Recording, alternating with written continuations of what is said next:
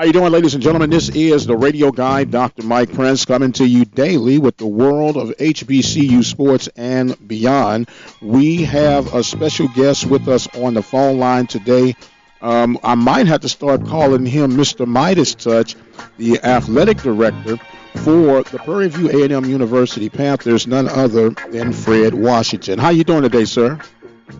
I'm great. I'm great, and thanks for having me. And hello to the PV Nation and all other listeners.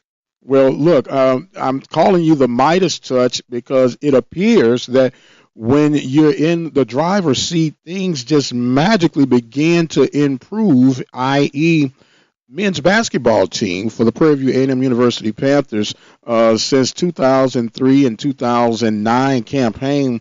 The Panthers are on a 5-0 start with a great possibility of coming back 7-0 with the Pine Bluff, Mississippi Valley trip. I know you're not calling plays or running up and down the court, but is that a strange coincidence or just luck of the draw? Uh, I don't know if I would call it strange, but I believe that we've done a good job over time of getting in good student athletes, and there's a good coaching staff over there. And what I've tried to do at this early juncture, Mike, is take away the impediments and the barriers that stop people from putting in the time to develop and get better. So I think hopefully the coaches and the athletes would agree that I've cleared the road for them, and then they're doing their part in working hard, developing, preparing, and going out and performing. It's been great to watch. It's been a great thing to watch, and things are continually to unfold right now.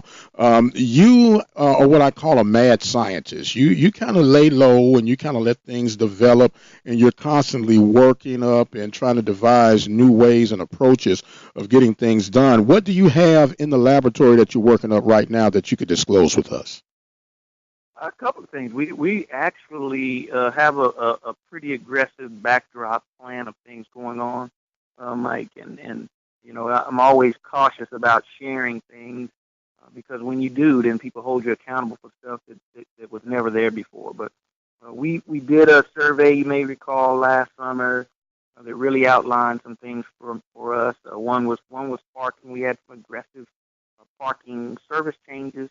And now we're going to try to get some parking structural changes in place for the fall, and we're optimistic that we'll get that done, which will change the experience for those parking or wanting to park on the west side of our stadium. So that's one thing. Obviously, everyone is seeing the work that's going on in the dome, and that project that everybody is seeing is mostly a handicap accessibility thing that we wrote back in the master plan back in 2010, coming into play. And then immediately on the heels of that, we have some really, really nice enhancements to that space that I think is going to make the game experience a really, really special place to come. We got that. If you have taken time and seen our master plan, the last space in the master plan that I did back then that hasn't been touched is tennis, and so we're going to try to create a new tennis space over there that gives our tennis athletes a first class game day experience and the fans first class game day experience like we've done everywhere else. So if we can get that done by the fall, those will be two really, really good things that impact our student athletes and our fans. So there's more.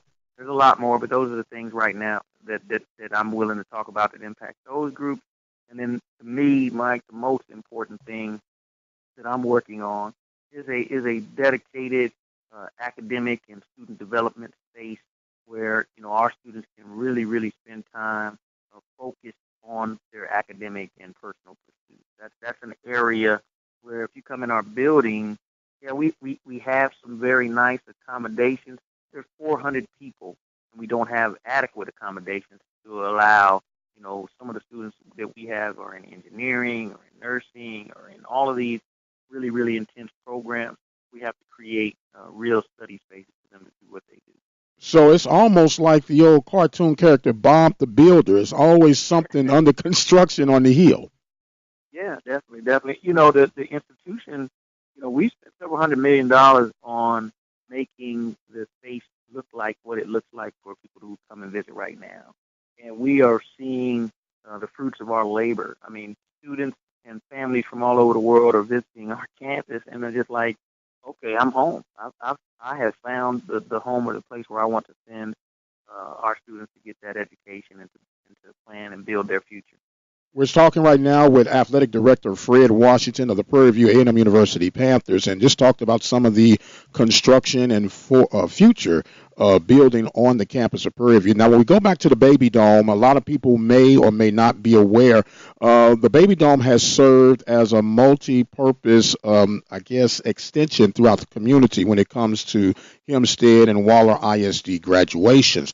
With the constructions that are going on at the Baby Dome, will those things be complete in time to accommodate those future dates coming up?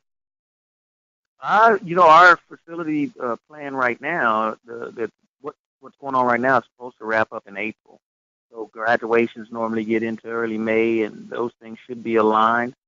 Obviously, the building's been offline for about a year, so I don't know that Hempstead or Waller have contacted us for those services for this year, but the facility is supposed to be back online in April. Back completely online. It is obviously online, and we're playing in there now. But the things that are going on now are exterior skin things and sub area things that really shouldn't impact them in any way anyway. Okay, okay, and I know that you're constantly having layers upon layers, and you revealed a couple of things. But is there a potential chance of a multi-purpose building where all sports could use an indoor facility? Is that in anywhere in the horizon?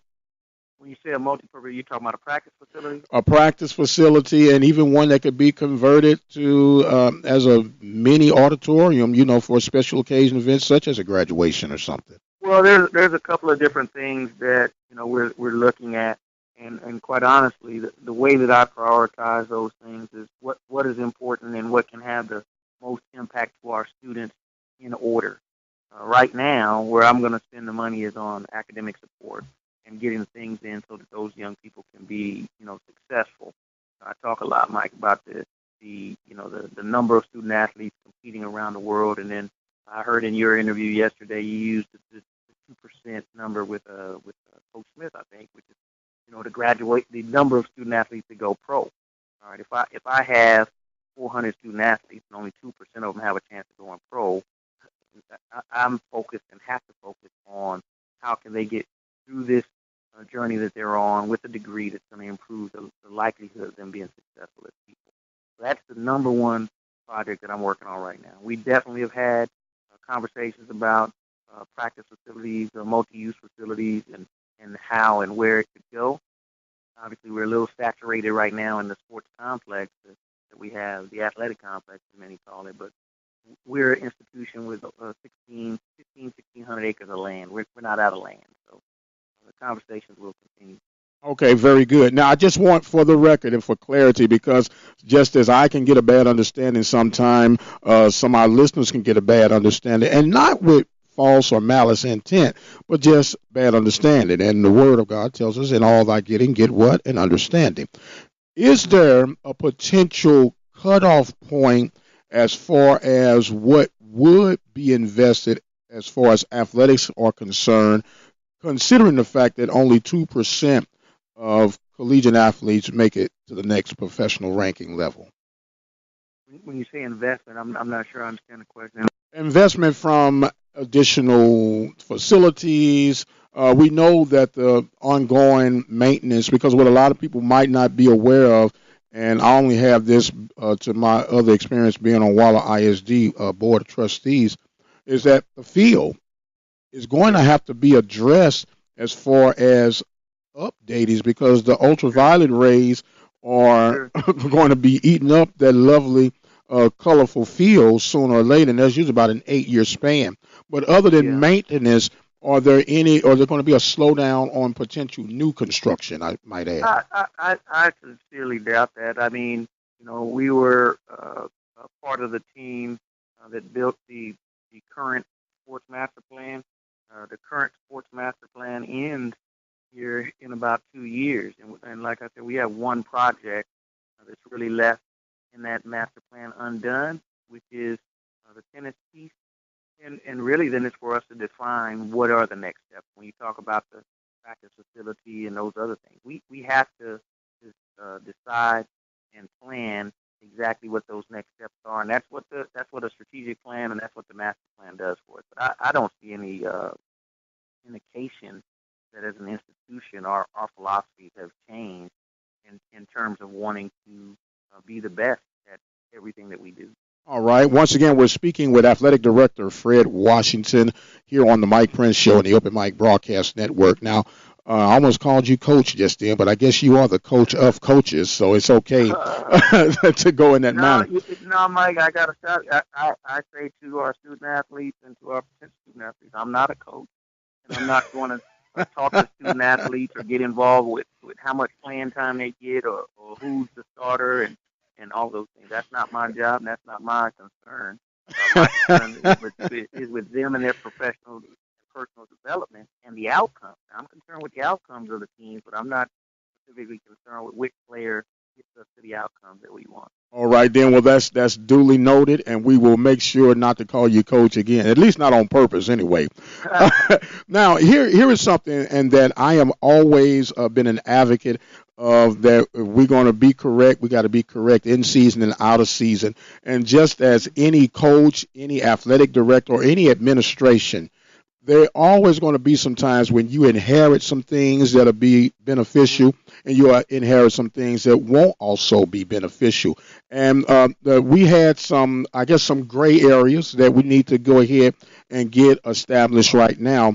There's a misconception that there was a wall of problems and concerns under your first tour of duty, as I like to call it, as the athletic director for Prairie View Athletics. Would you be at liberty to clear those things up right now, or is that something we just move forward on? Well, I don't want to belabor it too much, and I appreciate you for asking that. You know, there's a couple of things that I hear, and I've said to you that I listen to the show and other shows when I can, and you hear these themes, and the theme of, hey, these issues were existed in our department are really kind of surprising to me, and I don't know where they come from. But so one point that comes out all the time is that we may have had substantial APR issues and problems like that, and that's some of the reasons we made changes. Well, quite frankly, if our listeners and our supporters take a look at it, APR wasn't a penalty variable when I was an athletic director before. It was something that existed, but existed without penalty, and the NCAA was moving and shifting to this enforcement and then postseason bans, and that stuff started to come along toward the end of my first tenure with the department. And we aligned ourselves. I was actually on the NCAA board reviewing and studying that thing, and so we were aware that these things were coming down the pipeline. APR is a 4-year moving average of what student athletes perform, and so in most instances you don't see if in a 5-year term, people didn't see my impact on APR until toward the end or after I left. So I don't want to bring down any performance or anything that happened before, but APR simply just wasn't a problem for us at that time. Sure, we had teams as other institutions did that had the scores that were not meeting the new standard, but it was just that it was a new standard, so the focus and emphasis wasn't there for us and for many. But it is there now, and we're doing the best that we can. The other thing is this recurring thing I hear about. Oh, you're an interim director, which is true. But I was interim for 6 months, but I was employed in that capacity for 5 years. So it's interesting to hear people classify a 5-year span as interim employment. Even though I've said on your show, I said at our convention, and I said other places, the term interim doesn't change anything about your responsibility. A person assigned to do a job, even in an interim capacity, has all the same requirements and responsibilities as a person there to do the full-time job. And those are just some things that I hear as recurring themes, and I hope our fans and supporters and alumni know that just we did not have a lot of issues like that. We had one NCAA issue. I'm not going to go into individual players or individual teams, but we had one issue in which we self-reported. The NCAA found that our self-report and my recommendation was in line, and they did what we recommended, and it was the best possible outcome we could have asked for. So outside of that, I'm just not sure what people are referring to as a bunch of problems. You know, and I know that during that tenure, our student athletes competed at the highest level and achieved academically at the highest level and graduated at one of the highest levels in the state. So I'm very proud of that, and I look forward to pushing our student athletes to do those things. So to summarize, the thing is, you can't throw the baby and the bathwater out in the same time. You can never do that. Yeah. Well, look, I came from a poor Texas family, so we normally didn't throw the bathwater out. We had to keep it for the next family member to take a bath. We hold on. We hold on. We'll hold on to everything and use it to our best, to our advantage. Okay, there. Well, look, I don't know if Mama's going to hear that one or not, but I'm gonna let you deal with that one. Look, you brought up something about the APR, and this is just a question that I have my own personal, I guess, assumptions or opinions on. Do you feel that the APR has become a moving target as we get better in understanding this thing? As soon as you get a grasp of what to do and how to do, they change the rules. Well, I think anytime you're not managing or leading initiatives or activities, when you become more relevant to those that are, they're going to continue to try to adjust the platform to give themselves a competitive advantage. And I don't say that in a negative way. I just think that's the reality of the world in which we live. But what I do believe is, as we have in this instance, we must be engaged and we must understand how to play the game in which we are competing. And so, in that sense, specifically with APR, they didn't surprise anybody.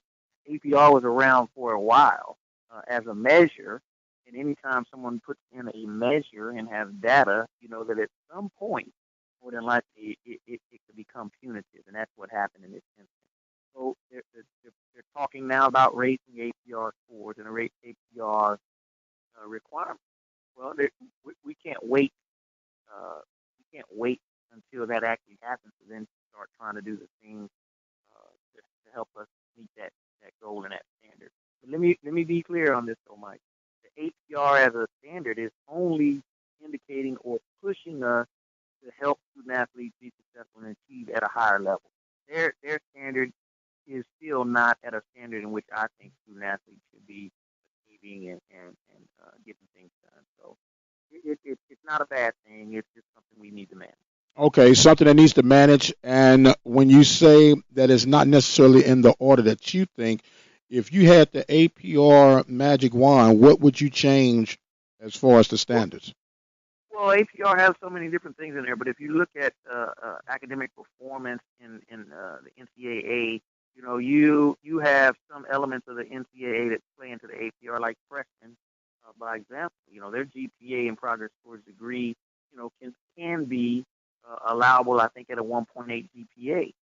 I mean, would you believe that a player who makes a 1.8 GPA is successfully progressing towards a career that is going to carry them? I would yield that you would say no.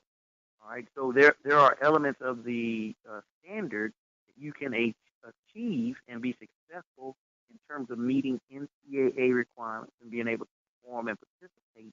But if it's only 98% of our student population that are going to be going out into the workload, I think I want a doctor, a nurse, an engineer, an accountant who had a better GPA than a 1.8 GPA. So there are some elements of it that people really need to study and learn.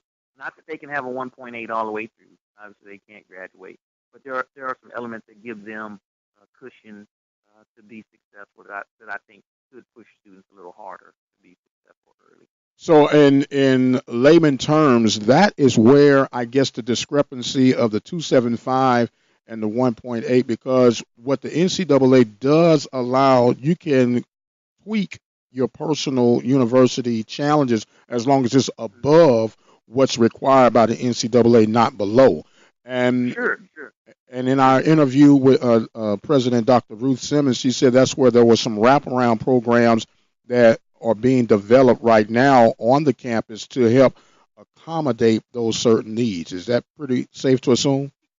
Yeah, that's safe to assume. And I heard President Simmons' interview as well, and she's very right. So, but you know, as most know, our student athletes are academically in general competing and achieving graduation rates and levels that exceed the general student population. Your conversation with her spoke to the student body in general. Her comments spoke to the student body in general, and I think you guys were speaking specifically about admission when you talk about that in the admission standard, which is student athletes are held to those standards, but we have a lot of programs and developmental wraparound programs that are focused on our student athletes. It shows itself in the outcome. Okay, very good. So things are moving ahead for the Prairie View A&M University Panthers and athletic director Fred Washington. Panthers, believe it or not, will be swinging the bats and catching balls here with baseball and softball coming up. And there's always some moving parts. Bowling is just getting to his second win. Cross country, of course, has faded away, and track and field is headed. Golf and tennis all around. So I guess the next question is, when do you sleep? You know what? The interesting thing is, one of the things that I forgot about this job is the amount of travel. And so I have this personal issue with sleeping at hotels the first night. I don't sleep very well when I'm away from my family that very first night because I'm out of my routine. So as long as I'm traveling, in most instances, like I'm not asleep. I think I emailed you or texted you probably 3 or 4 o'clock this morning. I was up. I'm working. I was working, and so that's just you didn't respond at 3 or 4 in the morning, but but I did it to you at 3 or 4 in the morning. I'm just up, so I sleep when I can. I'm a soldier and I'm a panther. So we get it done. Yes, sir. And for the record, I saw that, but I didn't know if it was something that I missed earlier, and I didn't want to break your rest that morning. But I said, okay, we'll make sure that everything works out. But Yeah. nonetheless, it's always good to hear from you and know that you have an open door here on the Mike Prince Show and the Open Mic Broadcast Network. And as customary, we're going to give you some final thoughts and comments as we get ready to end this segment. Well, let me say that I continue to be, so excited and so happy to have this opportunity to support our students and our student athletes and young people in general, and to represent our alumni and work on behalf of the PV Nation to help things shape and grow the way that we really think that they should. We're off to a good start, very good start, Mike, but we have a lot of work to do. We have some initiatives and activities that I think that people see them come into fruition and they embrace what we're doing. They'll really be excited and happy to see where we're going. We're not perfect. We don't claim to be perfect, and we don't have all the answers. But I hope that people know that we're working for the common good, and we have the best views, the best goals of the institution in mind. We'll do our best. The last thing I would like to answer, Mike, is people are always asking me about season passes and ticket sales and things like that. And so we've really moved that up. You'll see here our season pass program will roll out just a few weeks to let those continuing participants renew. And then in a short period after that, others will be able to buy in and get on board because it's going to be a special ride, and I hope that they'll take it with us. Next event, not next, but first, people asking about football and scheduling and all that. So we have a big event February 6th at the College of Nursing where people can get their really first glimpse of what's going on with the sports, not just football, but all of our sports. And all of the athletes will be joining the TV Nation. We'll showcase them and give a chance to interact and ask questions. So that's there February 6th at the College of Nursing. Now, do you have the Guys, have their time? You have the time scheduled for that? That normally, I'm out of town, so I don't have it right in front of me. But it normally happens around 7:30 after national February 6th National Signing Day, and so students have a certain time to get those things in to be included. And so we normally wait until right after that and we start enrolling. Even though they continue to do it after, we try to give them as much time as possible to make decisions that they feel are going to be best for them in taking their. So it'll be 7:30 on February 6th at the College of Nursing, but we'll have a lot of information and data coming out over the next day. Absolutely. And as the old folks used to say, if the creek don't rise, we plan to be there to do a live show reporting on the new signees and everything that's going on in PV Nation down at the Nursing Center in Houston, Texas. Well, as always, sir, we thank you and appreciate you for making yourself available with us here on the Mike Prince Show. We want to thank you all who have listened on today. Remember, our social media handles for Facebook, Instagram, and Twitter are at the Mike Prince Show. The YouTube channel is Open Mic Broadcast Network, and of course the website is obnradio.com. Our 24-hour dial-in message center, 713-570-6736. And until the next time, you guys be blessed. We'll see you on the other side.